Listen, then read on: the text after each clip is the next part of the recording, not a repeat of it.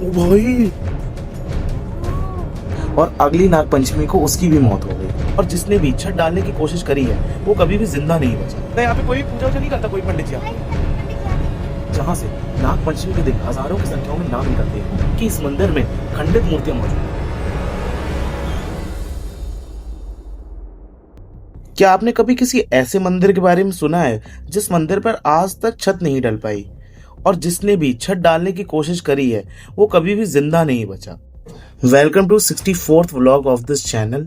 आज हम जा रहे हैं धौरा नाग मंदिर। भैया ये नाग मंदिर कहाँ है? यही है मंदिर? ये नहीं होगा, लेकिन यही है दिबियापुर के शेहोद गांव में स्थित धौरा नाग मंदिर। जैसे जैसे हम लोग मंदिर के पास पहुंच रहे थे तो कहीं ना कहीं बहुत अजीब सी फीलिंग आ रही थी, क्योंकि कहीं से मंदिर लग ही नहीं रहा था। पहली नजर में तो ऐसा लग रहा था जैसे किसी का पुराना टूटा फूटा घर हो या कोई किला सा हो। और सच कहूं, हमें बिल्कुल अंदाजा नहीं था कि ये जगह इतनी रहस्यमयी होने वाली है। और जैसे ही हम इसके मेन गेट पर पहुंचे, ओ भाई यही है, हाँ यही है। और हमारा रिएक्शन ऐसा इसलिए था क्योंकि हम सालों से इस मंदिर के बारे में सुनते आ रहे हैं, लेकिन कभी मौका ही नहीं मिला, या शायद हमने खुद कभी सच में इसे जानने की कोशिश ही नहीं की। और आज जब हम यहाँ खड़े हैं तो महसूस होता है कि कुछ जगहों को समझने के लिए सिर्फ सुनना नहीं, उन्हें खुद देखना पड़ता है। और इस मंदिर का सबसे बड़ा रहस्य है इसकी छत। कई बार गांव वालों ने कोशिश की कि इस मंदिर पर छत डाली जाए, लेकिन हर बार कुछ ना कुछ ऐसा हुआ जिससे ये काम अधूरा ही रह गया। गांव वालों के अनुसार एक बार एक इंजीनियर ने यहाँ छत बनवाने की कोशिश की, लेकिन कुछ ही समय बाद उसके परिवार में 2 लोगों की नाग पंचमी के दिन मौत हो गई और अगली नाग पंचमी को उसकी भी मौत हो गई। और इसके बाद किसी ने दोबारा ये कोशिश करने की हिम्मत ही नहीं की।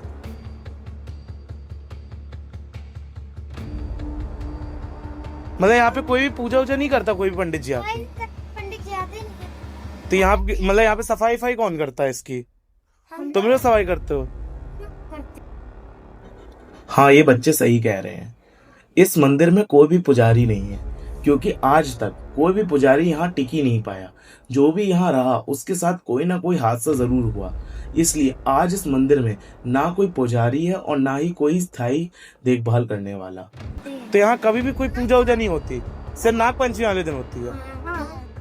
जैसा कि ये बच्चे बता रहे थे और आसपास लोगों से भी पूछने के बाद ये पता चला कि यहाँ पर एक छोटा सा छेद है जहाँ से नाग पंचमी के दिन हजारों की संख्याओं में नाग निकलते हैं। और उस दिन यहाँ श्रद्धालुओं की भीड़ लगती है, लोग दूर दूर से आते हैं दर्शन करने। हो सकता है आपने एक चीज नोटिस करी हो कि इस मंदिर में खंडित मूर्तियां मौजूद हैं। सच में हम लोग भी ये चीज देख के दंग रह गए थे कि यहाँ पर एक भी मूर्ति ऐसी नहीं है जो कि खंडित ना हो। अकॉर्डिंग टू द सोर्सेज कहा जाता है कि 11वीं सदी में मोहम्मद गजनी ने यहाँ पे आक्रमण किया था और उसने ये मंदिर और मूर्तियां तोड़ी थी। और आज भी टूटी हुई मूर्तियां उस समय की सच्चाई को बयां करती हैं। ये जो यहाँ पे पड़े हुए हैं, ये नॉर्मल कोई वैसे पत्थर तो लग नहीं रहे, तो पूजा पाठ की पत्थर लग रहे हैं, क्योंकि सब भगवान के स्वरूप लग रहे हैं, किसी न किसी चीज लग रही है।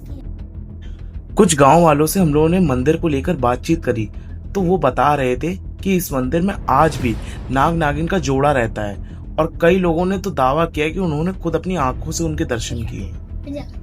अच्छा, ये सबकी सफाई हो जाती है नाग पंचमी में?